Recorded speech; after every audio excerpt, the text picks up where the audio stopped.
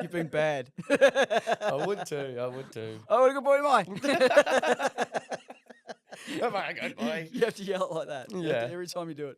That's what you're going to do. Everybody out there, when you buy a donut, chuck it on Instagram, jam your finger in and go, oh, what a good boy am I? I'm a good boy. We will be whole again, and we will survive, my friends. So we're back after a piss. Corey chain smoked 30 darts. I don't even have any. Yeah. But yeah, thanks for having me back. So, Oh, mate, anytime. yeah, it's awesome. But yeah, I suppose something about mental health, I suppose. Yeah, we'll pick up there if you've got something to say. Yeah, I was just thinking before, like a lot of people in this world seem to coast by with mental health problems. You're walking down the street, some people look a bit down in the dumps. You don't know what's wrong with them. Everyone has their own story, but a lot of people don't seem to care. So you don't know what that person's going through. And some people listening to this can be like, I don't know what's going on, walking down the street. But until they get like something like resonate or click with them, and then they don't realize that they have a problem and they don't know why they're sad, they don't know why they can't get up in the morning, they don't know why they're struggling. But then as soon as they hear something like what we're talking about, they can, that makes sense to me, and it starts to tick all those boxes and starts to make sense. Then they realize, maybe that's what I know. Because a lot of people don't want to seek therapy. A lot of people just think that they can raw dog it and do it on their own. So it's well, a lot of people think they can raw dog, but there's always consequences. There's always. But yeah, it's a good point. It's a good point, but until they realize that they have a problem, and then there's things that they can do to fix it, or the things that they can do, they just coast through life sad, and then it gets worse and worse. So even just doing this and talking with each other, hopefully somebody hears this and realizes that, like, yeah, we've gone through some bad times in our lives, and yeah, we've had bad things happen, and they may not know that they're going through a bad time right now because they're not doing the self-reflection, but it could turn around that they go, I didn't realize that I was actually, that makes sense, and I feel sad, and now they resonate, and then they'll actually actively seek help. And a lot of people do it through social media these days. They don't see the point in going and seeing a psychiatrist or a psychologist. They just doom scroll, and then something might resonate with a little clip, and then that's where they get the help from. So something like this, they could scroll across it and start actively looking to fix their mental health. I hope so. Yeah. Because there's nothing scary about counselling or psych work. Essentially, we're doing a form of counselling now. We're helping each other understand our narratives. Both of us have spoken about personal things that happen now. We're essentially counselling each other. Yeah. There's nothing scary about it. No, it's not. Reach out, have a little... Just two mates having a nice chat and getting to know each other and allowing people to listen in and see if something resonates with them. Yeah. Always 100%. down to help somehow. Yeah, man, if we can. That's the thing. Exactly. There's a lot of people that struggle. We're not in their world. We don't know what they're going through. So hopefully something helps. Yeah, man. Anything helps. Little things, step by step. Yeah. Yeah. So I was thinking during the break about, I lost my chain of thought instantly. I had something. It was this profound thought, and it's just gone. It was this profound thing that you were going to just go off on and stuff. Just go on this tangent, but obviously it wasn't required. Wasn't a little bit of custard, wasn't a little bit of cream. A little bit of cream. Fucking everyone should watch that. I really think Christmas pud, is that Christmas? Yeah, I think so. That's now part of our national identity as Australians. It is, definitely. Those guys should be proud of They themselves. are very funny. What's their name again? Auntie Donna. Auntie Donna. Yeah, I've seen a few of their videos. Yeah, I remember. It's a peak Australiana now. It is. It's literally like every time it gets to Christmas, it's either Christmas at Nana's or it's a little bit of pud. Genius. There's that one. That's Shannon Knoll. Peak Australia. Yeah, true.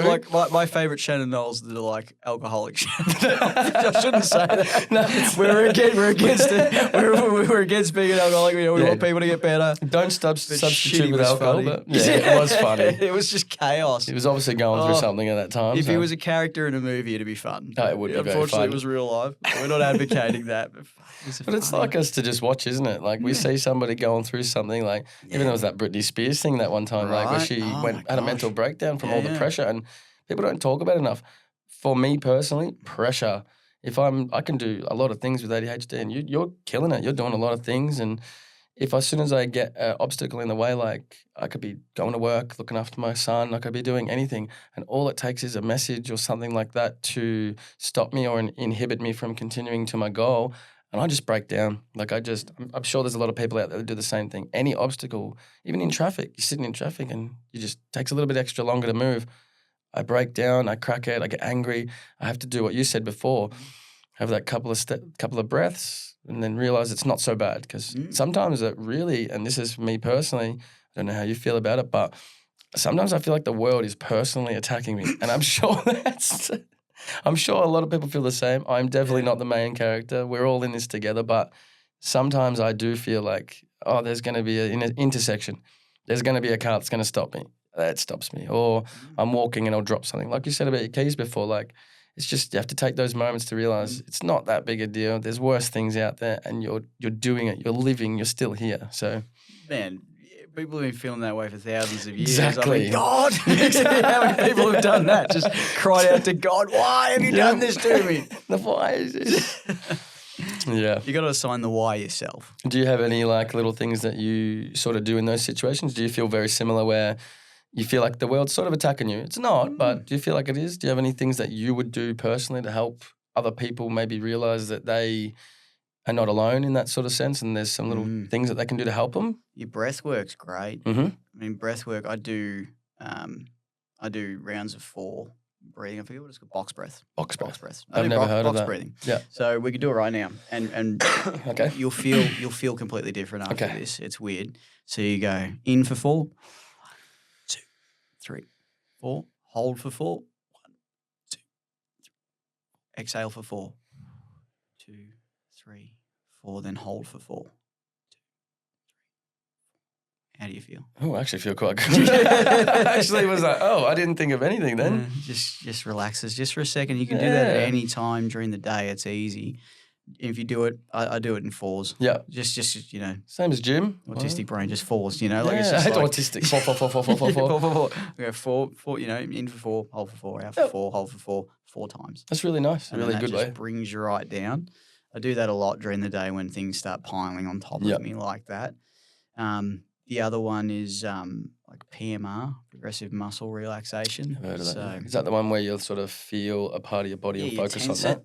Tense it right up I've and heard then of let this. it out, and you do it Yep. across your whole body. It's a way of essentially. stop focusing on the negative. You're obviously focusing on something different. Same as when you're getting tattooed. Obviously, it's my career. Like you focus on an area that you're not getting tattooed, and you can sort of help yourself. So sorry. Yeah, that's good. I'll do that all the time. I'm not very good at getting tattooed. I hate it, but I'm covered. And I'll focus on my toe, or I'll tap my foot or something like that, and that will help me get through a painful tattoo. Oh, genius. Or numbing cream. Genius. Cat's out of the bag, Yeah. But how do you deal with that sort of stuff? Yeah, it's the tense up to me, like with PMR, that tension and release. You're allowing yourself the moment of and then let it So you're out. giving yourself the anger. You're giving yourself true. it, but it's 30 seconds of it. And the key with PMR is you want to do, I believe it's double relaxation to tensing. So the traditional is when you're lying in bed or something, and you might want to do a full body relaxation. You might go focus on tensing your hand, and you might tense your hand for 30 seconds and release it for 60. Yep. And then now focus on your biceps and 30 minutes. Really If good. you're really, really frustrated and you're having a bad day, intentionally I think about what it is that's frustrating me, and I do a full body. I'm just like dead set. And I'll be doing this I don't do this in public, but I'll be doing it in my car. I can just in my imagine chair you or just something, down or the street going, I'll sit there and I tense my whole body, and I'm just like, so annoying. And then I just release. And then I visualize whatever it is releasing. That's I really give it a good. minute, 60 seconds. And if at the end of 60 seconds I'm not calm, another 30 seconds. It's a really good way of looking at it. Just in and then out. It's So just, essentially what you're saying is it's okay to have those feelings of anger. It's okay to have those feelings of sadness. Completely normal. You're giving yourself that moment of anger so you don't bottle it up and take it out on somebody. Yeah. So you're having that moment and then relax. That's a really good way of looking at it. I've never thought of that because I find myself getting, like at work, everything's overwhelming, money, everything's daunting. I've got to pick up my son. I've got to do this. Just mental health is struggling. I can't sleep or anything. And you get to this moment where you just want to do that. So Yeah. I feel like can it's a do really it. good way of handling it. Perfectly normal. I mean, Yeah. these emotions get demonized, but they exist Mm. for a reason. Yeah. They're in us. They're innate. They're They're part natural. of the human experience. They are natural. They shouldn't be as demonized as they are. Channeled in the incorrect way, anger Correct. is the worst emotion in the world. Correct. But like, I've used anger a lot to get me through some hard times. there's the other option. Yeah. Is you can run on spite for a minute. Mm. It's a very powerful fuel. I wouldn't It recommend is. running on No. it your entire life. No. But if you're in a really hard place and you're stuck and you need something to just get you going and moving, run on spite for a little bit. Just a little. Use this fuel. We go again. A little bit of spite. Australia. A little bit of anger. A little bit of A little bit of Just spite. run. I feel like we're going to be stuck on that. I love it. It's just in there now. Now I can't think about anything No, else. it's good. Yeah, It's but, the you're right. ada and the tism. Yeah, it just works. It just works. But no, Yeah. you're right. You can run on it. You can use it as a fuel. That's appropriately channeled anger. Like the thing is, when you've got someone, I don't know. I'll use an example. Just someone who in a pub who's belligerent, who wants to fight everyone. Right. Yeah. Well, it's the same. It's the same violence that stops his violence. True. It's a bouncer goes in there and squashes him and gets him in an arm lock. It's the same violence he's doing. It's just the bouncer's doing it to protect everyone. He's doing it because he's an arsehole. He's The using it for the motivation's right different. reasons. Yeah, and that's very true. It's the same thing. It obviously can get misconception of like, using anger to I'm doing the right thing, and that's where people can get in trouble. We're not saying to go out and hurt somebody or anything like that. No. Definitely not. But No. I get where you're coming from. That's perfect. Like Yeah, I kind of am, if I'm honest. Because sometimes that response is appropriate. correct. It just is. Correct. You send the soldiers to war to fight the bad guy. Sometimes an aggressive response is appropriate. Sometimes, yeah. So we just got to not. To me, demonizing it doesn't help it. That's not how we tackle the anger part. Of Correct. life. Everyone's It's like, out there calling everyone a narcissist, and everyone's saying that you're angry. It's not a bad thing. It's natural, not the like case. Yeah. except for narcissism. No, It's a bad one. It's a bad one. Let's stay away from that. Yeah. Well, we can talk about it a little bit. I'm not an expert on it. I actually have an expert on it that's going to come and talk on this. Oh, awesome. I've Which would be dealt an with a lot interesting of one. relationships that have turned out to be narcissistic. I'm not going to condemn anybody or anything like that, but there's a lot of, in my experience, I've dealt with it a lot, but I'm not no professional or anything like that. No, me neither. Me neither. I know a bit about it just from working with people who live with various personality disorders, mostly borderline personality. Very interested in all that sort of stuff, yeah. Where I've had to work. Yeah. What do you sort of know about it? Just from my personal experiences, like I've lived it, and when I've dated people, I don't know what's going on. Like you just give them your love, you get love. And when you're dealing with a narcissist, it's conditional. Like I've just noticed that, and I've talked to psychologists as well, and I've done a lot of research, and that's more based on like they think that they can do no wrong. The world is theirs, main character syndrome essentially, and some people out there can show traits of it, but they're not actually a narcissist. We're too quick to judge people these days and call them a narcissist. But in my personal experience, it's when they won't listen to you. They go back on their word. They will use aggression tactics or manipulation tactics and play victim and like be overly aggressive and then do something to harm you, then turn around and play victim and try to silence you so that you can't speak your piece. And then I've had it happen to me personally where they'll try to silence you so you can't get your word out there and then blast you on social media and make it out like you're this horrible person who's done all these wrong things with no way to defend yourself. It's a narcissist's core thing is control. And then once the narcissist ends, they lose control of you. They try to come back. Once you don't give them the supply anymore, they will leave. Don't quote me exactly because I'm not no professional, but that's just personally what's happened in my experience. There is avoidant people and BPD people that can kind of like mimic the same things, but a true narcissist, in my opinion, is one that will try to take control of a situation and ruin your mental health at the cost to make them feel better. That's just me personally. That's a lot to go through. It is a lot to go to. I could talk about it forever, but I don't. Nobody is a narcissist. I'm not a registered person or things like that. So, how did you get through it? I went through it it was really hard. I'll be honest, I've been through it quite a few times.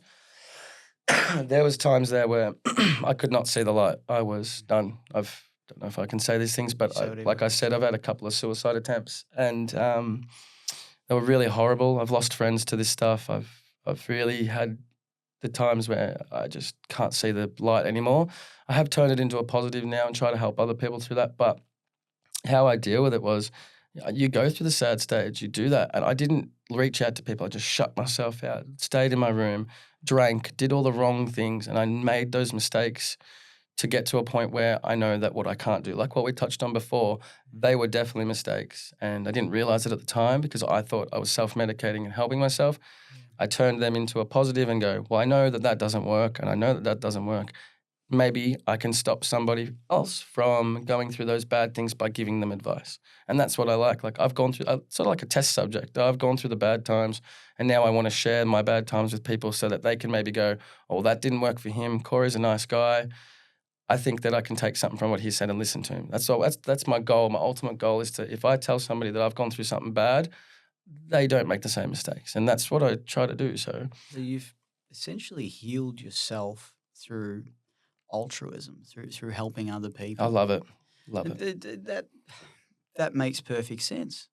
There's that old adage, I think we talked about it in the car, where it's like the two most important days in a man's life are the day he's born and the day he realizes why. Yep. And I said, no, there's a third more important day, and that's the day you realize it has nothing to fucking do with you. It's exactly It's not right. about you at all. Exactly. It's about everyone around you. Correct. You know, that's solid relationship advice even, right? Like when you're coming to go out and date again, you want to get into a relationship.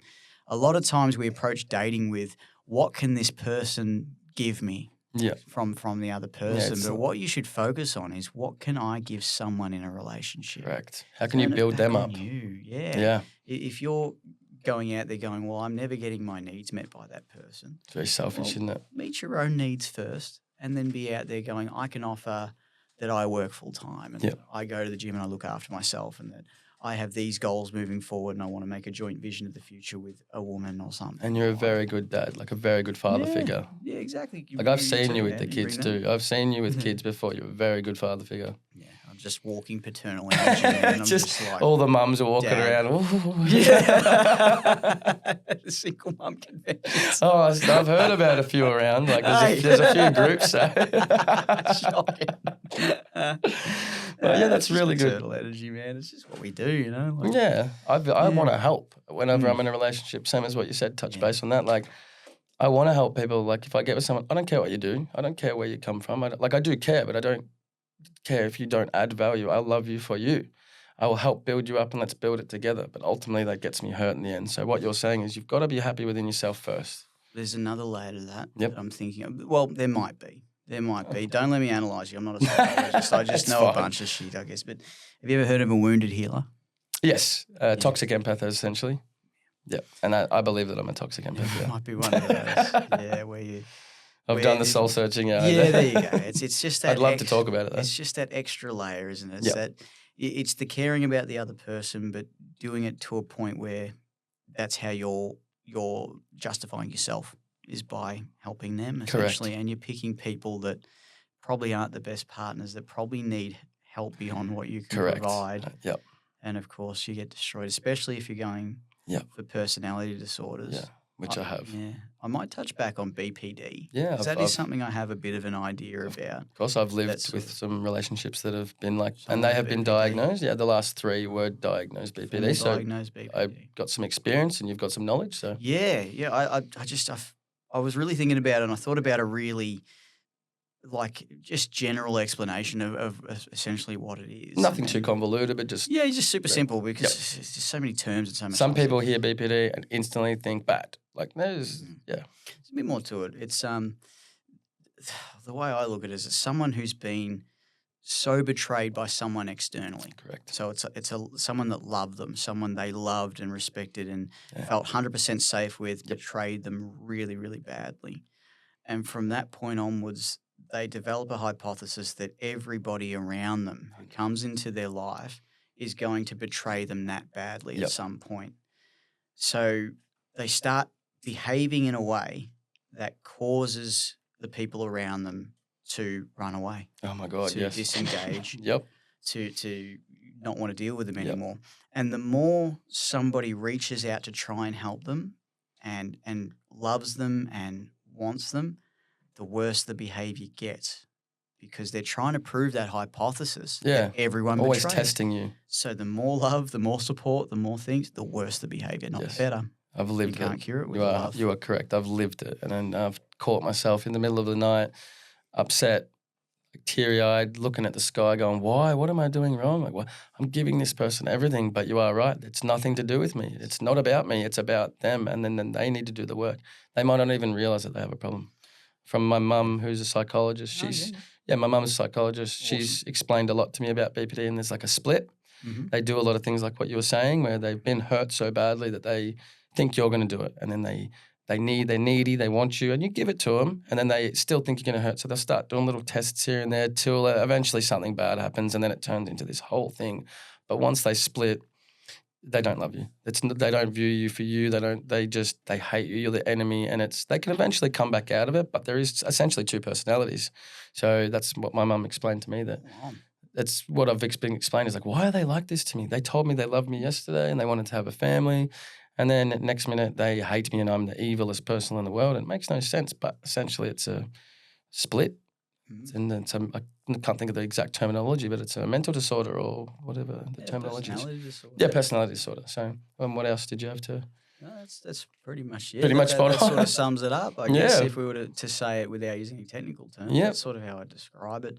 So You have experience yourself with it as well, like with relationship goals or anything? not being with anyone who's had it, Yeah. but supported people with it. Okay. In my job, Yeah. essentially, and it's that sort of prophecy that happens. Yep. It's a self-fulfilling prophecy. Yeah. Just the push away and all of that. So those people out there living with it, gosh, I feel for them. Yeah. They're in just such a Yeah, they're not bad people. horrendous place. No, they're not at all. They're not bad people. It's just the behaviour is there because of what's happened. It's perceived as bad because of the stigmatism of, oh, they're horrible people. But deep down, That's how they behave. Exactly. Like you said in the show. Extremely antisocial behaviour. In some cases, it can be some of the worst behaviour that you'd see out of someone because of it. But the reason behind it may not be evil. It may be an evil done to them. Yeah, and that's it's just a very good way to look at it. Instead of condemning someone and saying that they're a bad person because they have BPD or something, maybe they've got some other stuff going on that they need help with. There is more to it. Scratch beneath the surface. I get what you're saying about stigma. Yeah. It's terrible behaviour, but there is a reason. Yeah, of course. It's quite upset, and it's how do we bring people living with that back into the fold, I guess. Some people need a bit of extra help. Like you just said, they're not bad people. They just need a bit of help. Yeah, it's beyond me to know the type of help for that. Fair. So we'll certainly get out there. Exactly. There's some treatments available, like dialectical behavioural therapy and things that have had good responses, but it's certainly not my area of expertise. But I just thought that might be a beneficial sort of base level explanation of something which people who are going through separation or just a breakup on both sides may come across, and it might help them to understand what they've been through. Yep, of course. Yeah, someone who's lived through it, you know how horrible it feels. It can be really horrible. Like, I'm not saying anything bad about anyone. No, it's of course just not. it's the just feeling it's my of it, experience, right? and my feeling was I didn't feel very good about it. Like, That's it. you feel like hopeless, like the world, like you feel like you'll never recover. And I've gone through that quite a few times, and you've lost everything because you were giving your all, and you feel like you'll never recover, like you can never get back to it. But there is hope. Like, only bit of advice that I can say coming from somebody who's lived it and thought that my whole world was ending and that I would never get better and I was done with life, give it time. You will always have those scars, but they will teach you not to make the same mistakes, and it will get better. It will always get better. Yeah, you recovered. Yeah. Nothing lasts forever. Always still working on it, but thank you. Yeah, that's good, man. Yeah. Bloody good. It's pretty tough. So now, when you're picking a girlfriend for your next one, because we're both single at the moment, we're out there, we're out and about. You know, ladies, Corey, Black Lantern Tattoo Collective, that's where you find me, old mate. He's out there. I get tattooed there. You can just hit me up on Facebook. No, that's right. We're both out there. We're both trying. So when we pick a girlfriend next, what are you looking for in a partner, would you say, after all this has happened? I really like personality. Yeah. Obviously, we all have those judgments on looks and stuff like that, and being attracted to someone is very important. If you're not attracted to somebody, there could be complications there. But at the end of the day, I'd love somebody who just cares about me and just wants to build something with me. I've always wanted to build a family, build a life, build a house together, not me helping them, not them helping me. We just do everything together. And that's ultimately what I want. I don't want much. I just want somebody who looks at me like I'm the person that they want to be with. They're not actively seeking validation online from somebody else. They're not advertising themselves to the world. They're not constantly lying to me. I just want full transparency and somebody who is like just full connection, likes me for me. That's brilliant, yeah. I like what you said there, that coming together and establishing a joint vision for the future. Correct. That's what I want. Because there you go. That's it. We touched on multiple times about goal setting and how that leads to positive emotion. If you both have the same goal, Yes. all of a sudden you've doubled the positive emotion when you get the wins. I mean, the negative's there, but you can support each other through it. Yeah. That's awesome. See, I also had that goal a while ago. I just thought I'd Yeah. share it because it is an experience that somebody can learn from. I did have all that. I had a house. I had a partner that I was building something with, and had the house, had the cars. We were renovating and stuff, and then I lost it. I won't go into specifics or anything like that, but I did lose everything, and then I felt like there was no hope, and that was one of my first sort of suicide attempts. And looking on the outside of it, I grew from there, and there's always ways to recover. You can always make more money. You can always find somebody new. There's always going to be a way to deal with it. So I thought it was hopeless and the world was ending because I lost everything that I built and got that goal, but you can always recover. There's always a way to recover. And look at you now, man. You got your business going. Yeah, man. You got the Maloo going. The Pretty Maloo. sweet, man. That's a fucking cool car. It is not a bad good, car. You done all right. Yeah. Thanks, Nice mate. car. Just wanted something nice, and then I was like, it just makes you feel nice. Like It when you have does. something. It does. Buy yeah. yourself that little toy. Buy yourself that thing. Something to reward yourself. You know, you done all right. Exactly. I'm with you. I Dude, try to do rewards. It's very good to reward yourself. I'm in the same place. I Yep. had 2 houses, Yeah. both gone. Yep. You know, all the money's gone too. Essentially, at this point, it's the end. I Yep. don't have anything left. And how does that make you financially. feel now? I don't care. You're not stressed about it or anything like that? No, You've I got- was, and it seems like the worst thing that Yep. could ever happen, and I was in such a dark place with it because I'm 34. That was my life's work. Yep. In those 2 houses, that money was my life's Yep. work financially. Yep. But I'm in a different place now. I kind of live beyond it. Is Okay. how I describe. I live in faith. I live in faith that the future that's before me has more abundance, more wealth, more love, more happiness than I've ever had before Aiming in high. those 34 years before. It's coming. That's It's good. happening. And every day I get up in the morning and I go, I'm so thankful to be alive because I could have died with the cancer. Sometimes I need to remind myself that, dude, 2 years ago, Yeah. you could have been dead. Yeah, because I remember You're meeting you at the not. gym, and Yeah, then all of a sudden it was like that. Everything Yeah. could have been gone, and Yeah. look at you now. I was floating around in the gym lifting with everyone. And I come back, it was like 6 weeks. I come Yeah. walk back in, I was like 20 kilos lighter. And I was Yeah. just like, couldn't lift anything. I was shocked when you told me. I was like, Yeah. what? It was a big journey back. Yeah. I was gone. But what I had then was so much love in my life. Yeah. Like, you tell someone you got cancer, and my ex at the time was pregnant with our baby. So I Yeah. had surgery for the cancer, and a month later our daughter was born. So it was a Oh, pretty hectic Crazy time. time. Emotions. If I could have died, I feel for her so much going through Yeah. that. Everyone was so worried about me, but what about her? Exactly. She was. Yep. Pregnant with the father of the child possibly going to die. That would have been a lot of. That would have been very I feel taxing on her for mental health as Yeah. well. And when in hindsight, I wish I had have been more attentive to that. I was so focused on me and surviving and It all became that side of internal it. and- Yeah, it yep. did. I should have thought more about that. So these are things that we realize as we move forward. That when horrible things do happen and relationships break down and all that, we have our parts to play in all of it. Yeah, that's That's self-reflection. something I wish I had have done. Yep. But it was really a scary time. I lost 20-something kilos in hospital. I had a kidney injury. There were 12 tumours all up, I believe. So they Jeez. took my thyroid out and they took it's nine lymph nodes from this side. There was a couple in the thyroid and there was one on this side at that time. So that happened. Was there a lot of pain in the healing process and all that sort of Yeah. stuff? So not only was it a mental struggle, it was also physical pain as well. The kidney injury was brutal. Yep. So you stop producing calcium when they take your thyroid. When you're parathyroid. So Yep. you've got your thyroid and you've got parathyroid gland Yep. behind it, which is responsible for calcium synthesis in your body. Yep. So once they whip your thyroid out, those get aggravated. They didn't have to cut mine out. They weren't cancerous. I've still got those. Yep. But they got aggravated in the surgery, and so they stopped producing calcium. And if you've got no calcium in your body, you're going to have a heart attack. Oh, of course. So they got to pump you full of calcium. So I was getting like calcium infusions and taking a bazillion calcium tablets Ooh. and all that. to make sure that didn't happen. Did that do anything for the mental health, taking such a large amount of medication? It was all right. Yeah. It was all right. But what they can't predict is when your parathyroid kicks back in. Mm-hmm. So mine kicked back in while I was asleep. And all of a sudden I had way too much calcium in my body and so it dumped it all into my kidneys where it turned into essentially shards of glass. Oh.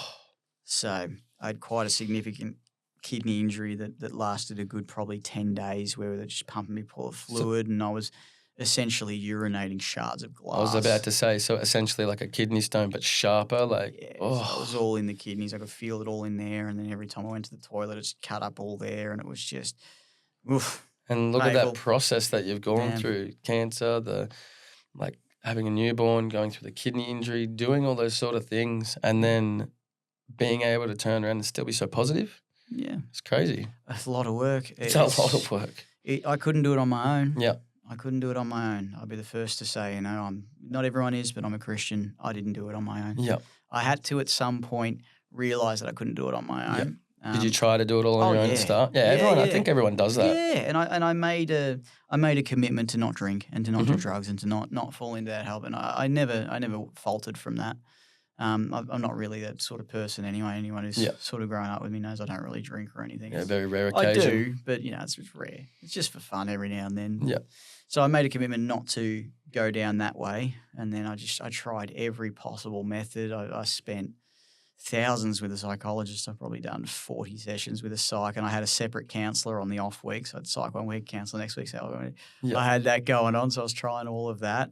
And then, doing the diet, making sure my diet was perfect, exercise, everything that you're meant to do to get it together. Yep. I still wasn't enough. I still couldn't get there. So I did what I call a biblical response. Yep. So I just, what I realized was I've lived a life where I thought I had encountered evil and terrible things, and I thought I'd encountered that. So I hadn't. I'd seen it, but I hadn't encountered it personally. This was the first time I'd come across people that genuinely wanted to see me hurt. Yeah. And it just broke my perception of the world. And this was also people that loved me.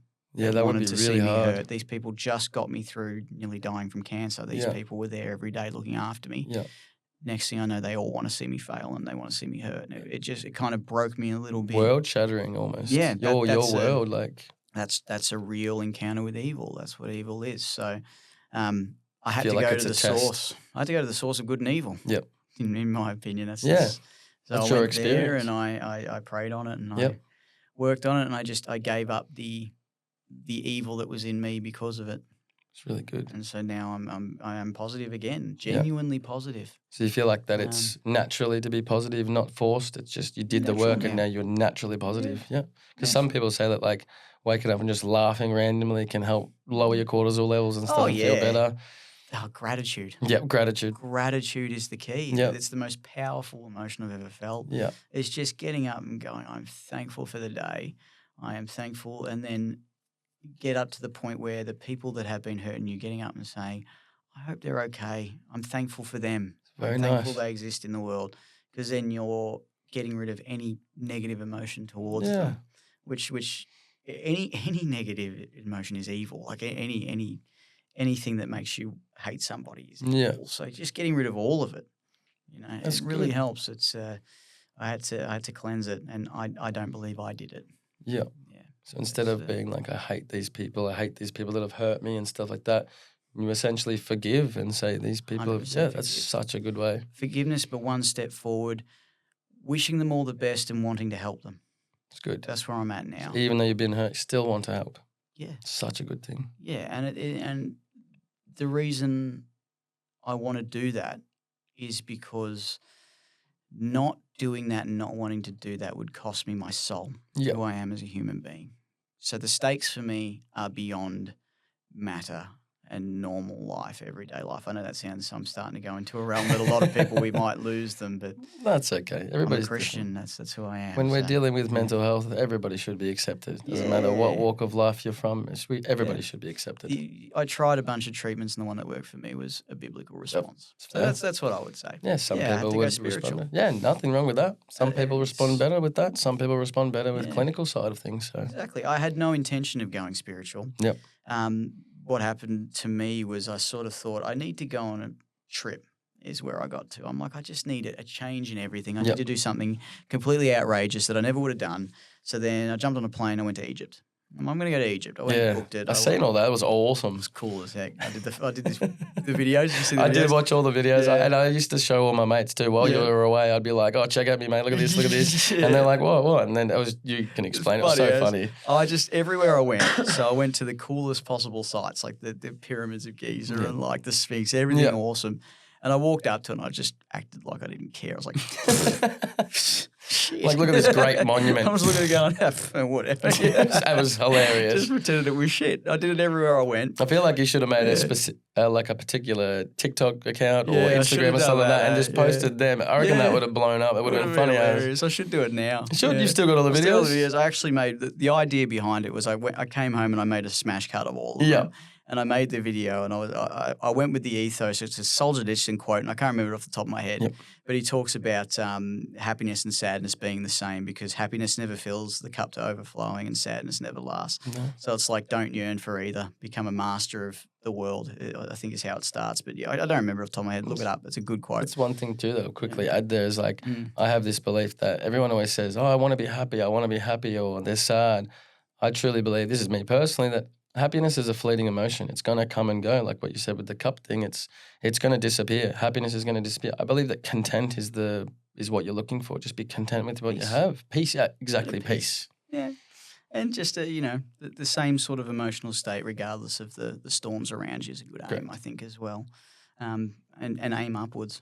Because the happiness comes with the little bits that achieve towards the goal, and the goal is the upwards. That's how we do it. You might fall down one of the steps. But it's a life hack. I suppose, but if you orientate yourself to something high and keep moving forward, when you move forward, you get happiness. It's a little bonus as you keep going. Exactly. So how'd that make you feel with doing the trip and stuff and doing that little piss take going, it was funny? Yeah, well, I was having fun with that. So I had that idea with the trip. But what I did, I went into Flight Centre. I said, just book me a trip. I want to go to Egypt and wherever else you reckon. I didn't pick. I said I got a month off, just somewhere, whatever you reckon. So he booked me a trip to Jordan. Never been to Jordan, and then when I got there, I realised that there was quite a lot of biblical sites there. So I started visiting those. So it wasn't planned. It was just planned. I didn't know anything about Jordan. I knew Petra. That was it, like this ancient city, which is awesome. Yeah, that's all I knew. And then I just started going to biblical places. I went to where Jesus was baptized, and I went to where Moses died, and just places like that, and just being immersed in it or whatever. I just sort of had the awakening to start reading about it and learning more about it and going from there. So it kind of got forced on me, or like, almost fated. Of what I did. Fated. It's like, well, a Christian would say God was working in me at that time. So that's I think what happened.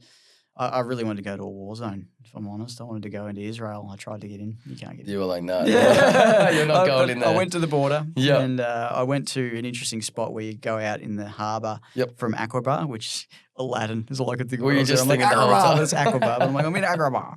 I was fucking living my Aladdin fucking fantasy.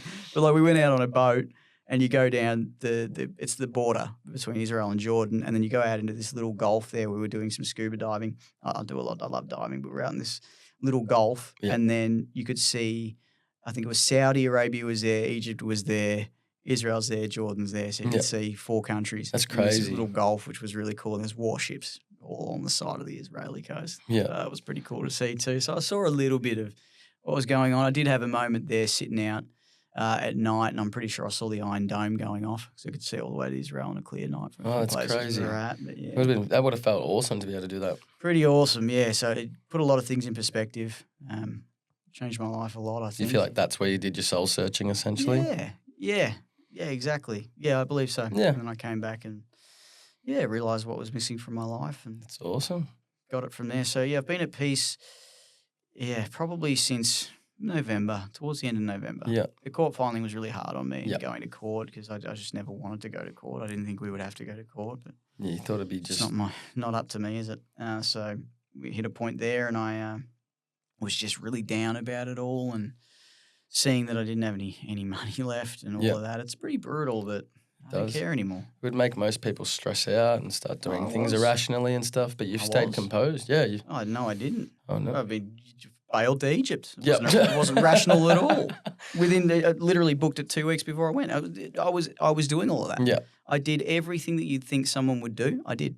I was acting irrationally. I was taking risks. I was being stupid. Yeah. I did all of it. And then I got back from that trip and I went, oh, maybe there's a bit more going on here. Maybe there's more to it. And then this came along, and then this book came along, and then the idea for the project came along, and then the play therapy job just started rolling from there. Off, and then I realized that I couldn't be that human being that did that and be able to achieve what I need to achieve in the world. Yeah. Because I was acting in a way that was against my soul. I know who I am. Yeah. In essence. Confident with who you are, yeah. Yeah, and I want to be that guy. He's not too bad. He does his best. He's a good guy from my point of view, yeah. Thanks, man. I appreciate it. That's all right. I'm just trying every day to try and bring more good into the world than bad. Exactly. I like that guy. So I wanted to be him, and I wasn't him. So, yeah, bailed there, come back, and then after the court hearing, I was in a really bad place. That was November, and then I had Crohn's disease all of a sudden. Just bang. I'm sick as, couldn't get out of bed. I come in to get tattooed. I remember that day. I remember. I come in and I was just like white. Yeah, you were just like, bro. We're doing a chest piece today. And you're like, bro, we're not doing your chest. Just do a little one. A little tattoo when you go home, all right? So, yeah. Thanks for understanding. No, it's okay. You don't want to be getting tattooed while you're feeling sick. Yeah, I was like, let's do it. You're like, nah, mate, come on. It's a big mental strain as well, because tattooing, and you got to be prepared for it, especially when you're not feeling well either. All those issues. Like full chest. And it also can affect the healing as well. Like if you're actually sick and people have like they're recovering from something or they've got a cut or anything, even the flu, your tattoo won't heal properly because your body's too busy fighting off anything else that's going on. So gotcha. Yeah, so when you get tattooed, you might get the best tattoo ever, but because your body's fighting off something else, healing process can be a bit longer, or it could get infected easier. You know, you're sick. That makes sense. Well, there you go. So that's why I usually don't tattoo people that are really sick or anything like that. So you knew better than I did that day. You're like, I'm not tattooing you. Go I can tell you wanted it. You're like, just go home. So you're definitely a fighter. Yeah, and then I got home, and then I was sitting there just like, this is miserable. Yeah. And then I really started contemplating what I needed to do to get back to who I wanted to be. Yeah. I'm back. Yeah, because I remember seeing you walking down the street and you've made it. You're back. It's really good to see two men who haven't been great mentally and have had years upon years of mental struggles, and now we're looking at each other smiling and laughing and talking about it, you know? Nothing's changed externally. No. I'm still in court. Yeah. Still have no money. My house sucks. I just finished at court. Exactly. Yeah, we've gone through similar things. It's all still going, but it's just I'm not the same. Yeah. It's a good place to be. Yeah. Because once you can do that, that's what that quote that I'm coming back to that quote. I wish I could remember it, but that's why I put it on that video, and that's what I was trying to say with that video. Was like, this looks like the greatest thing ever, but I'm coming home to hell pretty soon. Yeah. So I was just like, very daunting. Very daunting, but then. And then when I got back, I was like, I should probably live that out. That's probably right. Yeah. Master your emotional state regardless of the storm outside. It's really good to see the world as well. On. Yeah. It is good. It gives you a bit of perspective. I mean, that place is, those lands have been at war for 2,000 years, really. Yep. If you look at history, there's little breaks here and there, but for the most part, it's been division and chaos. So yeah. That's one thing I don't want to be sowing in my life is division anymore. With unity and peace. If we can bring as much of that as possible, let's go. Yeah, of course. Everybody should be getting along and just being happy and whatever we can do to help each other, really. Exactly. And at the end of the day, we're all together. Like we were talking about earlier, we're all in it together. Nobody's more special than the other person. We're all human beings. Nobody should be doing something more than the other person. Help each other. Yeah. Talk to each other. Do something small for somebody next time. Like when you're walking down the street and someone, like I study people's faces. If somebody looks a little down, just ask them how they are. Yeah. Sometimes even if you don't know what they're up to and you say, I'm proud of you, you're doing good, you watch people's faces go, oh, it's very shocking, but they feel a lot better. So it's like when I tattoo people all the time, like, oh, do you? If we'll have a little bit of a laugh and we'll do a tattoo later today and it'll be fun. It's going to be a good laugh. I will be moving the studio though soon at some point. So. Yeah, I just don't know where I'm going to go, but we'll work it out from there. Well, that's the thing. It's the attitude you've got coming into it. I mean, it sounds like it's going to be a bit of a tumultuous time. I mean, having to move a whole tattoo studio. I was very stressed a couple of weeks ago. Yeah. Yep. It's good to see your attitude towards it. I'm pretty much learning from you. Like every time you're very chill, I'm just like, well, he's right. There's no reason to be stressing myself out, rushing back and forth. I still have those moments of stress, but it's not that there's no reason. There's every reason. yeah, But if you don't, it's like being good. Sometimes there's every reason to be a piece of shit. yeah. But when you're not, that's the victory. Just get on the bike, arseless chaps, Exactly. and be a piece of Exactly. There's so many times where that seems like a reasonable response. Yeah. Like there's every reason to be stressed the fuck out. But if you're not, you're going to think more clearly. You're going to get it done in a more effective fashion. You're going to feel better about it yourself. Of course. You're not going to have a fucking heart attack at 37 from stressing about a million True. things. You know, it's just gonna make everything better, and it's a victory. It's not an external victory to everyone. Yeah. I mean, I'm a loser technically. I've lost everything, but to me, I'm victorious because I'm no longer the guy I was going through this 2 months ago. Yeah. I'm a completely different human being. You know That's your how it worth feels. now. Yeah, I think so. I think I understand now that what I do internally has effects externally as well, because if I'm approaching the world calm and at peace and everything like that, since I've been doing that, I tend to attract better outcomes from everything around me. Yeah. Even at work, I'm having more successes talking to people in the way that I talk to them now. I'm more calm, all of that. I'm not chaotic. The energy's not on top of them. It's I'm not stressed. We'll fix it. And then they feel, okay, well. That's going to translate well, because if you're stressed out and walking around, I feel like there's a big thing on energy too, because when I'm at work and I'm guilty of it, I know my mistakes. If I'm stressed, sometimes I don't realize what's going on around me, and I'll be very stressed, and you can feel my energy, and I'm a little bit snippy or I'm a little bit grumpy, and people do feel that energy, and then it ultimately translates to them, and then they will start to get grumpy, and then they'll start to get sad, and then everyone starts to be a little bit down in the dumps. So if you've got good energy and you're passing that energy on to somebody else, they're going to feel good. So if you genuinely want people to feel good, like your line of work and everything, and I want people to feel comfortable in my line of work while I'm tattooing them,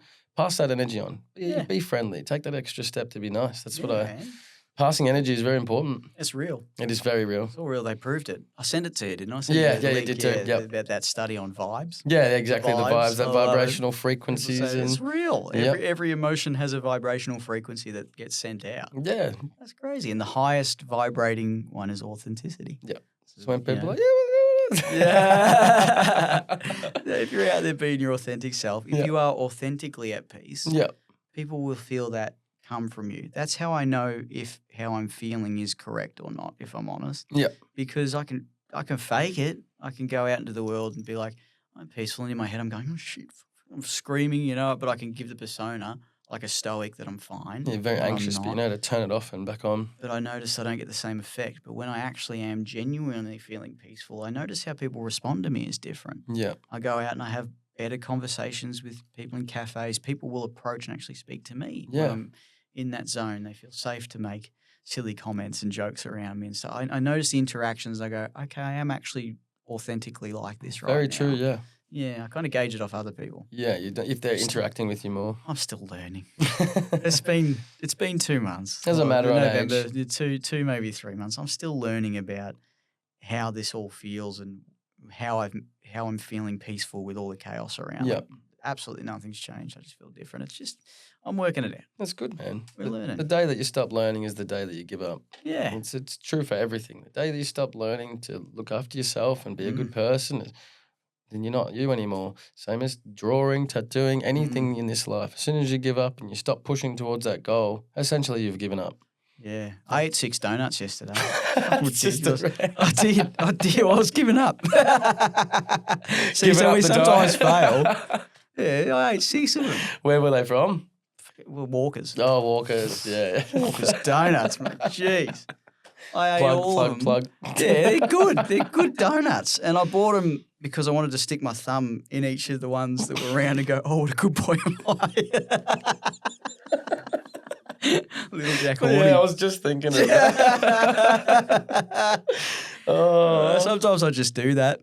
Like I have a day. Random things. Yeah, I'm having a bad, I feel like a bad boy some days, so I go and put my thumb in things and pull it out so I can see, oh, what a good boy am I. Starts with my own belly button. Oh, see you standing in front of the mirror doing what a good boy am I. Oh, what a good boy am I. Car exhaust. Being able to laugh at yourself like that too, though, is always helpful. Having a bit of laughter. That's funny. No, I just bought them because I was having a fat day. A fat day. Yeah. So you're still doing the gym and stuff like that? Because yeah, I believe that gym is very important for mental health as well. Because beyond it, just taking that extra step to go. Because there's so many people out there that are like putting on weight or losing weight or whatever, and they feel like they're not happy with themselves, like you said. And it's a physical thing on how people view them. So I do believe like going to the gym really helped me as well. There was a point in my life where I was going to end it, and I went to the gym. And I was eating donuts and doing all that sort of stuff. And I just didn't care anymore. And I'd put on a lot of weight. And then I went to the gym. My friends forced me over months to go. And then I finally felt okay. And then after continuing doing it for a few months, I felt amazing. Like the pump, the mental health like side of it, you feel fitter, you feel good. You start to notice changes in your body. Yep. That was one of the biggest things that fixed my mental health, I feel. Like eating donuts and having all those carbs and stuff is really nice sometimes. But focusing on the gym and looking at how you want to look, it's not always about what's physical, but you may be just maintaining. But even just going for 30 minutes and helping with your cardiovascular or anything, even weight training, like progressive overload, any of that's going to make you feel good when you leave because you've accomplished something. It's a win. Same as making your bed in the morning, it's going to help towards your mental health. Yeah, it's all a win. Yeah. Mental health's ground up. It's not just that we talked about getting therapy and biblical response and all these big things, but like mental health, if you're running an errand, inaction makes you anxious. Yep. So if you just action something, like you said, make your bed, run an errand, something like that, they're all little wins and they compound up to bigger wins. They do. And it's like you're saving your pennies up for something bigger. Yeah. Yeah, it's Matthew's law. Oh, that's biblical. Is it? Yeah, that's biblical. I've never heard of it. It's to he who has much, more will be given, but to he who has little, even what little he has will be taken. That's good. So what it's essentially saying is the more you win, the more wins you're going to get. Yeah, it's true. The more you lose. If you just keep staying in that zone of being a loser and losing and just staying negative and blah, blah, you lose more. That's very true. So when you ruminate in depression, you just keep losing, right? Things just get worse and worse and worse and worse. If you can manage to get out of it, make your bed, win 1. Yep. Eat breakfast, win 2. Have a shower, win 3. Yep. Leave the house if you haven't left the house for a while, win 4. You build them up and they just keep going. Next thing you know, you've built up enough wins to get to that shopping. Yeah. You're finally facing the supermarket, which is such a struggle when you're in a bad mental zone. Yeah, it is. Man, the supermarket. What is with the supermarket? It's just chaos when you feel. You walk in there, no one cares about each other lately. They're just walking around, the walking lights, in front of you. Yep. Sound, the prices. Yeah, it's gotten ridiculous at the moment. You're going to go on that. No, I'm not going on that round. I'm not going that one. But yeah, the prices. Yeah, they do this little thing now where it's like a quote-unquote club price. It's the same price as what it was, and that's the price. They'll charge you more now for normal, but the club price is the original price. It's the biggest raw. Not even in the club. Yeah, exactly. Yeah, it was my invite. Not in the cool supermarket club. I want a personal invite, and I bag Sergeant at Arms. Because, I've got these guns. I'm gonna go and get shit done at the supermarket. Hanging around the produce section. Sergeant at Arms here with the guns. Just walking around checking, make sure the banana's all right, making sure everything's done. Yeah. God, if an adult takes a pice of fruit out of that kid's basket, oh, yeah, I've seen that. I always think about it in my head. I don't do it, but I always go, because I need the bananas. I'd do it. You just take it? Jack a kid's banana from the I always thought, I just want one banana. I'll take it home. But I don't walk around. I just eat a banana in the supermarket. Yeah. And I put the peel in the bin right in front of them when I'm checking out my groceries. If you ever walk past one of the staff, just squat down low because then you look like a child. Yeah, exactly. I'm like, my kid was eating it and didn't want it. Exactly. They didn't want it, so I just finished it. No one else is going to eat it. Just help it. Exactly right. That's good. It's good that they do those things, though, to help for the kids and stuff. Initiative, isn't it? But it also makes me feel like, why am I paying for it when it's right? Yeah. Just give me a banana. It's fine. Just one little banana. What's it going to do? I didn't take it out of a kid's mouth. They got heaps of bananas. So tempting to grab the grapes when you're walking around because I don't like to do a big shop like what you said before. It's too daunting. Like I get overwhelmed. I feel like I have to spend too much money. I feel like I'm going to forget something or I'm not going to eat the food because I'm a single dad. Like I'm on my own looking after my son week on, week off. So it makes me feel like I don't need to buy that much food. So essentially, I just buy as I go. I just buy what I need. So I only grab like 3 or 4 things and then I leave. The people at the supermarket always are like, hey, how are you? They know, they literally know that, you know what you want. So it's a good way of handling a daunting task, as you said, is maybe minimize it. Do 2 trips throughout the week that are smaller so you're not stuck there. So it's not so daunting. That's great advice. Yeah. That's what I do because I just can't stand it. Yeah, it's full on. It's like a sensory overload too, hey? It is. Or you're going to run into somebody and you're like, ugh. You would too. Yeah, I you do. as well. You got no chance It's of going ridiculous. anywhere. He's like a local celebrity, this bloke. Everywhere you go, you're going to have someone be like, oh, Corey. Well, like we go out the front at the shop for a smoke or something like that, and it'll just be Corey. I'll go to the supermarket, Corey. Like even my son, we were walking down the street just doing some shopping, and like in a span of 40 minutes to an hour, we ran into like 40-something people, and he was like, Dad, you need to get rid of some friends. I was like, I can't, mate, I can't. Yeah, it's a double-edged sword, isn't it? It's so weird because when you're in this mental state that you are so negative and you feel like you're all alone, and that's what depression's like. You feel like you've got no help. You feel like you've got no people around you. You do, but you feel so alone. The one thing that I've realized is I'm very lucky in the fact that I have so many people that care about me and actually want to see me succeed. And there's a lot of people that don't want to see me succeed, but ultimately I've realized that I have so many good people around me like you and other people. I've always thought I was alone, and because of my childhood, had a bit of a rough upbringing and relationships and just a rough life in general, I have so many people that care about me, and I've built that because I'm a genuine person like you. I've built that around genuine connections, and people reach out to me and they want to hang around me. And yes, I do get stressed and overwhelmed, but sometimes I have to take that step back and think like, how lucky am I to have so many good supporting people around me because I wasn't so negative around them. Yeah, man. That's good. Dude, I'm just learning the power of gratitude. Yeah. Like in the last couple of months. That's what's fixed it. That's where the pieces come from. You don't realise, like, stopping the focus on all that horror that's happening, because it's happening. It's powerful. It's gonna happen regardless. Very powerful. You just sit there and go, I'm so thankful for these people. I'm thankful that I woke up this morning. Yeah. You know? Yeah, thankful for a lot. Yeah, I always do that weird thing too. I don't know if you do that when you were struggling. I always thought that I wasn't going to wake up, or I get this overwhelming sense of impending doom that I'm not going to be here anymore. And I'm sure a lot of people deal with that too. Like, I'm not going to be here anymore. I'm going to lose everything. I'm not going to be able to have a conversation anymore. Death is a very scary thing. But then when you're so mentally struggling, you want to leave this world. And part of that is like, it's so confusing of why you'd want to leave this world, but then you have those moments where you don't want to leave this world. Why are you like this? But I think it's more the fact that you just don't want to deal with that emotion anymore. It's so heavy. So we look for alternative routes to get rid of it. And some people, unfortunately, think that ending it is the ultimate get rid of it. Then I can finally be at peace. But it's not. Doing the self-work and being happy and becoming content and doing all the things that we've been talking about, they're the way that you're going to get through it in the end and become a very genuinely happy person and enjoy your life. And then when it finally comes time to end it, you've had a good, fulfilling life. Yeah, that's the thing. You can have the peace when life is a storm. Yeah. When it is actually genuinely horrible around you, you can have moments of peace. Yeah. It's just, gratitude's the path. Yeah. In my opinion, that I'm thankful that It's there are your people umbrella out in the there storm. care. Yeah, I'm thankful to be alive. I'm thankful for the fact I've got a roof over my head. Yeah. Whatever it is, I'm thankful that I've got fucking Doritos that I can have. I'm thankful for Minecraft. Whatever it is at the time, whatever it is at the time, the one activity you're doing in the day that you're thankful for, that feeling of gratitude, if you genuinely are thankful for it, just like, it's just amazing. It just shocks you out of whatever else you're feeling. For me, anyway. Second, I think about what I'm thankful for, I'm immediately lifted up. It's very true. I suppose a good way of looking at it is some people that are depressed and that can't handle it much at the moment. They think there's no hope. Well, why do they wait? What drink are you drinking? They might like a particular drink or a beverage. They enjoy that. They chose that one. They wanted to drink that. That is a choice. They're choosing it because they enjoy it. You won't get to drink that anymore if you're not here. So that is something that you enjoyed or you chose. You can control what you drink and you enjoy it. Same as what they eat, same as what they do. That's good things to like sort of look at as what you said, the umbrella in the storm is going to allow you to continue on. Look for the positives in every negative. Yep. Yeah. It is a lifeline. If you're that bad and you're at the point where you feel like there's no hope, I love a white Monster.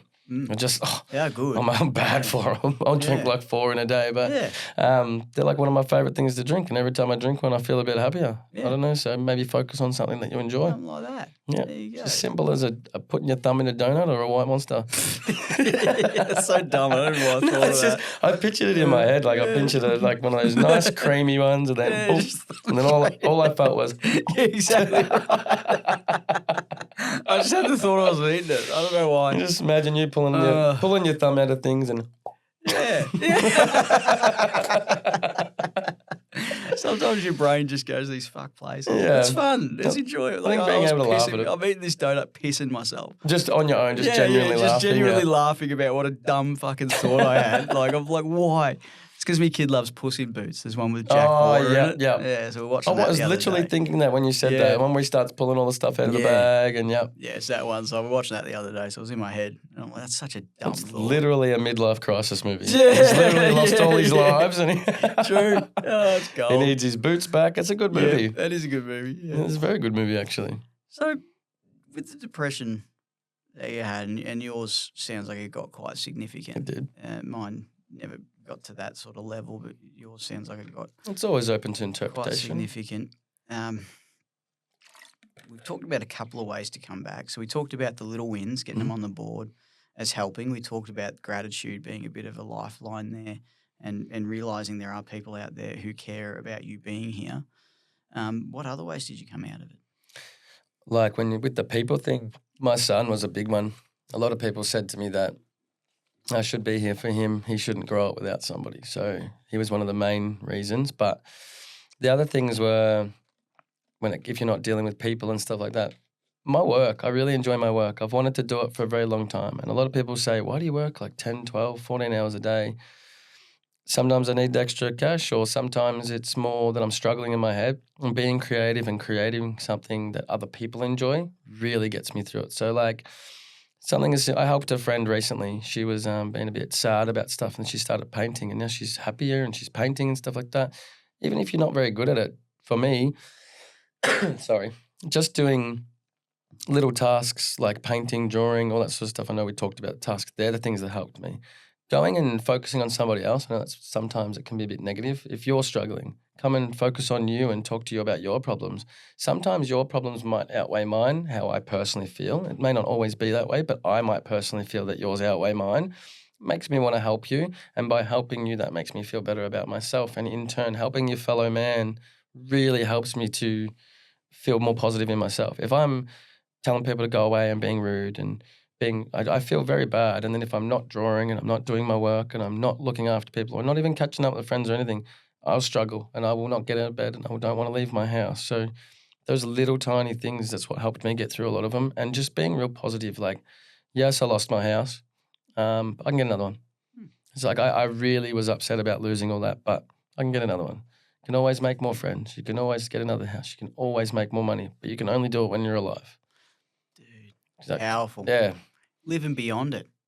That's what you were doing, That's what I was trying to do, yeah. You're in this zone where everything's shocking, but you're living in that future that has the other house and has the friends again and has the money. It's like, it's faith. It was very sad to lose it all. Yeah. And I slowly lost it. I got to a point where I didn't have big goals. So I come from a very sort of like poor family and abuse and stuff like that. So I didn't have really high goals. I was very an anxious kid because of my dad was quite abusive and my poor mother had to deal with all that sort of stuff. My first memories are of abuse. And then that ultimately made me very negative towards males. I'm fine now, but I did the work. But back then I was very negative towards males. And then obviously my mother was a bit funny towards things because she was doing it all on her own with 3 kids. Very hard for her.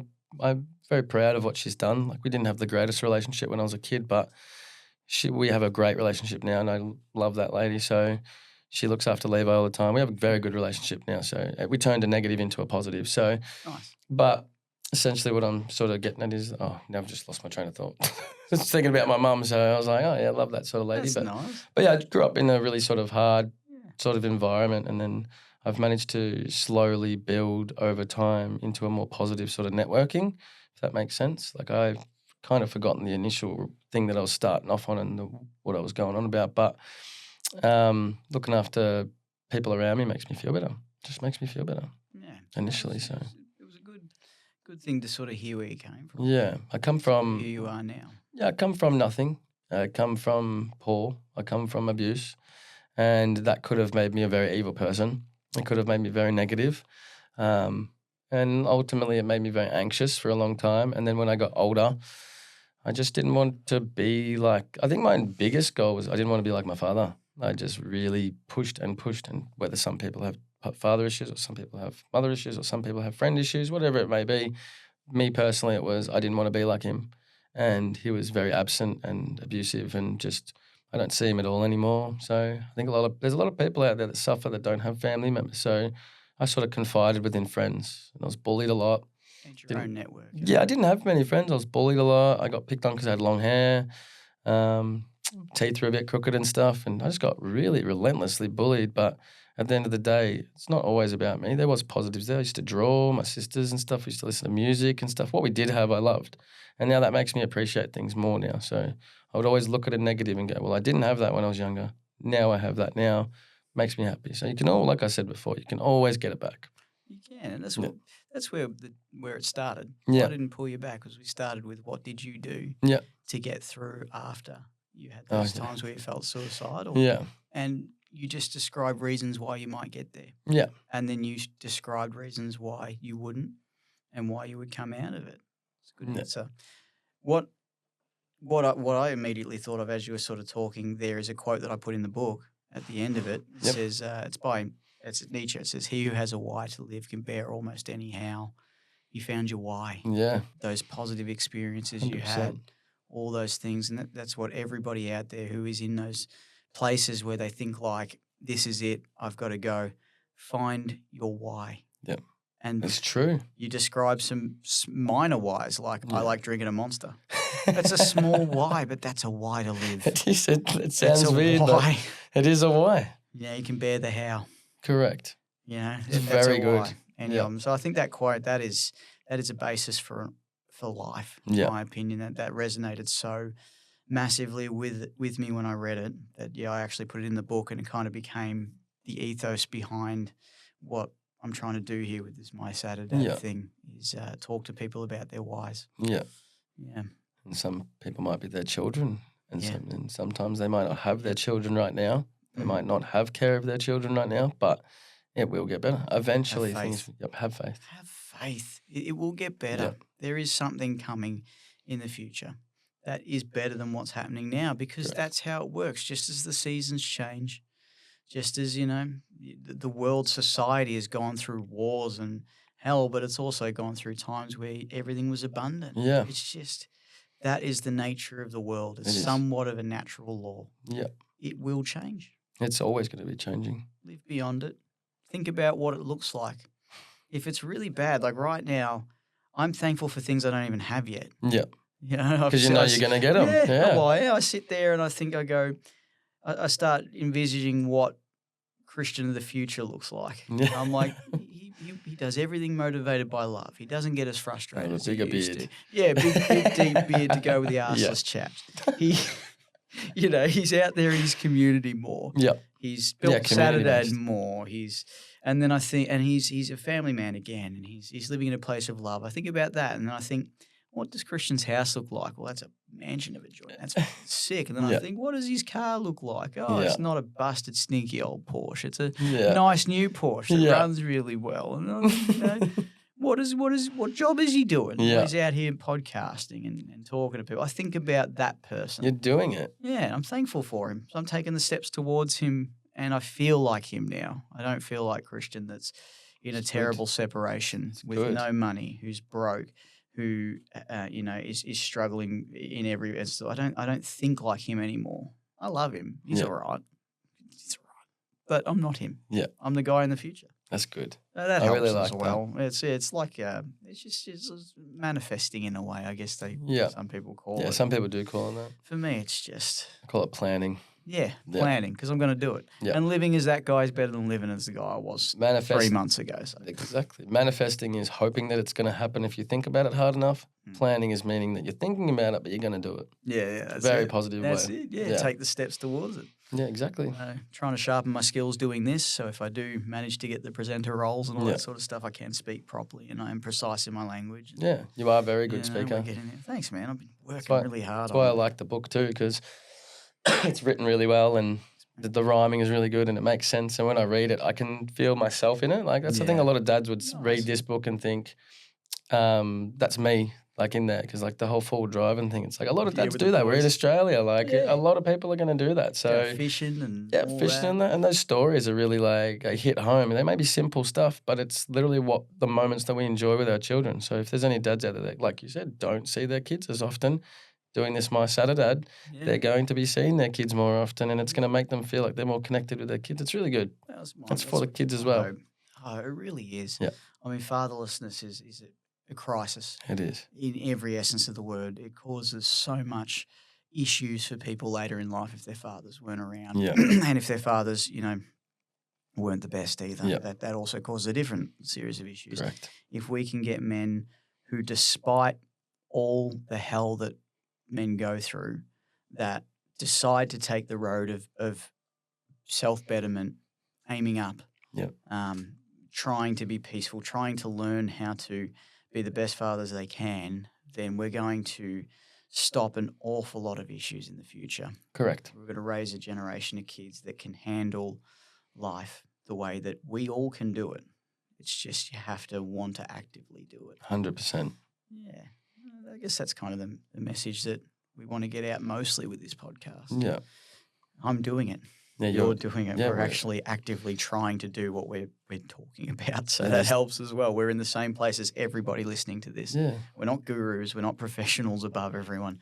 We're in the same place, and we just want everyone to win. We're just average, normal people trying to help Right. and better each other. Yeah. It's a really good way of doing it. Yeah. Because some people, like we said before, no one's better than anyone. Yeah. We're all the same. We're all coming into this world the same. No one came in a different way. We're all here. Yeah. So at the end of the day, why don't we treat each other with respect and help each other to build each other up so that we have a great community of people who positively reinforce each other instead of negatively trying to bring each other down. Yeah. There's plenty to go around. Exactly. Like there's always more. They print $1 trillion every 3 months or something. I read the other day. I'm like, that's ridiculous. There's Just- plenty of money out Can I there. just have a little bit of that? Like Just give me a casual billion. Yeah, you got $1 trillion of it. Give me $1 billion. Like it I'll literally, sort it yeah. out. It's You know? ridiculous. Like I collect coins and stuff too, and every Yeah. time I look at them, I'm like, my son does as well, but Awesome. I look at them and I'm like, there's so much money out there. Like, and you look Yeah. up the price list of coins or notes and you're like, oh yeah, surely there's only like a little bit because there's not much money. Oh yeah, 10 million of this coin, 20, and you're like, what the hell? That's a lot of money being printed. So Wow, there you Yeah. go. Yeah, it puts it in perspective. You need to think abundantly. There's heaps out there. It's Yeah. just how are you going to get your bit of it? yeah, a lot of people have that conception of, oh, I've got to get it and it's mine. Yeah. We should all be sharing. We should all be Yeah. helping each other succeed. If somebody needs a reference, help them out. Yeah, Somebody needs to get that job or whatever, help them out. Someone could make more money doing an extra job, help someone. Yeah, that's Help each something other. that's something that I started doing. This is something I started doing before these last couple of months. I probably started doing this in like probably only 5 years ago. Yeah. I started just really, really feeling good when I saw someone win, Yeah, and then really feeling good when I saw someone doing better than me. that's good. I decided that I didn't want to be jealous anymore because I was guilty of it. I was like, I wish I had that car. How did he get that? He doesn't Yep. deserve it. The tall poppy that kicked in me. Yep. I decided to get rid of that, and I But you felt, recognised it quickly, which is I good. picked up on it then. I'm like, oh, you're a dick. And then I stopped doing it. And then the thing is, like, now that I think like that, when somebody wins who does better than me, it's like I get the glory too. Yeah. Because I'm like, you're winning. That's epic. Yeah. I get to feel how they feel for that minute and go, yes. It's a good you way. won. You know, it makes me feel good when I see someone succeeding. I'm like, look at you. That's epic. Or it also gives you the motivation to be like, oh, they could do it. Why Yeah. why can't I do something similar? It's not a Yeah. competition, but same as the podcasting thing. Gives you hope and faith, doesn't Exactly, it? When you hope see and faith. people out there winning and they're doing something you think would be good, well, it's possible then, isn't it? Yep, exactly. Have a go. It's very good. Just try. Yeah. Just try at the end of the day. Like, we all come from nothing. I didn't have my business. I didn't have money. I wasn't given anything. I come from nothing. And I just was like, I want to do it. Yeah. So I tried to do it, started drawing, started doing the steps, started making the mistakes and started doing the steps and then got there.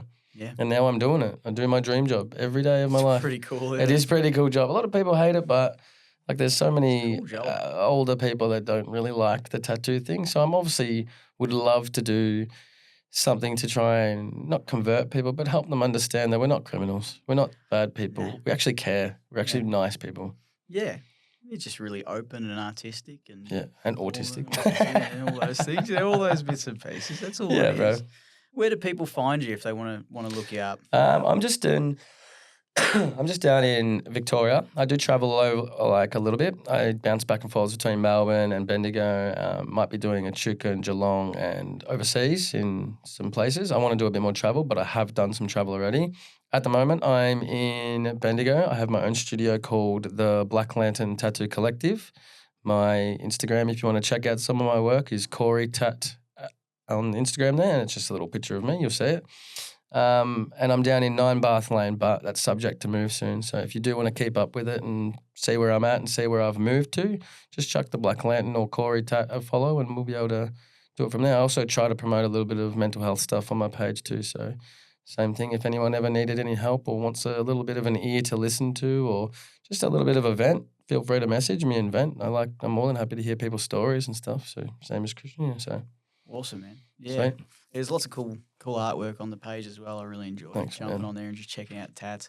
And one thing for you too, where do people find this? Oh, my Saturdad. Yep. MySaturdad.com. Exactly. It's pretty cruisy. Nice and easy. Get the book there.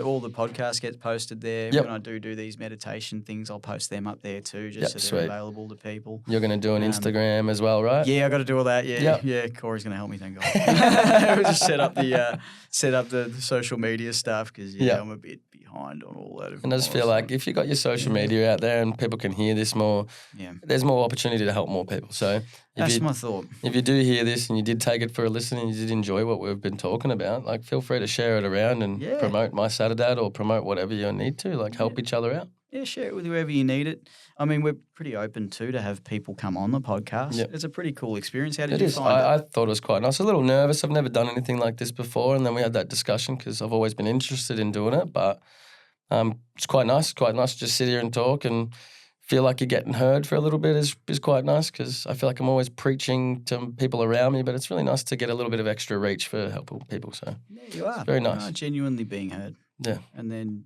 whoever this goes to will listen. Exactly. Well, and they'll hear you there. Whoever you are, nice to meet you. Yeah, how you doing? Yeah, how you doing? Every now and then I put backless chaps on and go, right. It's going to be burnt into my brain. It's the running joke. Yeah, the backless chaps. Every time I see you, I'm just going to be checking you out and being like, what is it? I know what he gets up to. And then every time you eat a donut, you're going to be, you're going to get me. I want a donut now. Yeah, actually, we should go on the way back. You have to pick it up with your thumb. Okay. You've been bad. I would too. Oh, what a good boy am I?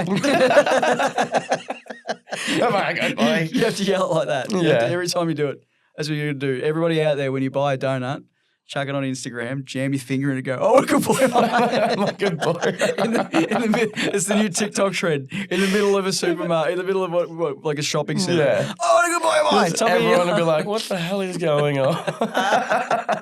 Imagine that. We start a viral trend. That would be hilarious. Of people jamming their thumbs in donuts. I'll just start doing it randomly. People are like, why do you do that? I'll completely forget what. No, why? It just seems normal. It's just a movement. Good boy am I? I'm just a good boy. You see a donut without a hole, got to make a hole. Yeah, it's not a donut. Then. It's not a donut then, no, so I've got to make my holes. I actually agree that they need to define donuts out by what their characteristics are. That's true. There's a hole in a donut. It is. Otherwise, it's just like a cake. It's very true, actually. It's not very a donut true. at It's all. a hollow cake with filling. So maybe my evolution of becoming a good boy was helping that donut to define itself. Just jump on Wiki. Is it wiki.com or whatever? You can change things or whatever it's called. Just jump on there and change the whole definition of a donut to it must have a hole and be a good boy. Yeah, it's a social movement. I want to gain traction. I want protests in the street. Donuts have holes. And if they don't, put one in it and yell, oh, what a good boy am I? Get a flag, I'm a good boy. This has gone off the rails now. I can say it. I actually would do that too. I'd put every tag in the bottom of my pictures, just, I'm a good boy. Just the donut. And then all of a sudden it turns into a kink thing. I'm a good boy? That's the issue. Everything, you are jamming your thumb in things. Anything that starts innocently by just trying to help donuts define their identities. The rules are thumb, donut, no other body part. Actually, if we're going to make this viral, no other body parts. No other body parts, otherwise it doesn't count. But how do you get the filling in there? No. Shouldn't be filling, that's a cake. Yeah, exactly. Good point. On that note, I just want to say thank you for coming down and doing this with me. I had a great time. Thank you for having me. Hey, man, feel free to do it again anytime. I'd love to, man. Thank you. Come down and do a check-in and all that sort of stuff. Awesome. But yeah, you've been listening to the Saturday podcast. Please jump on mysaturday.com if you get a chance. There's some more resources and things available to you.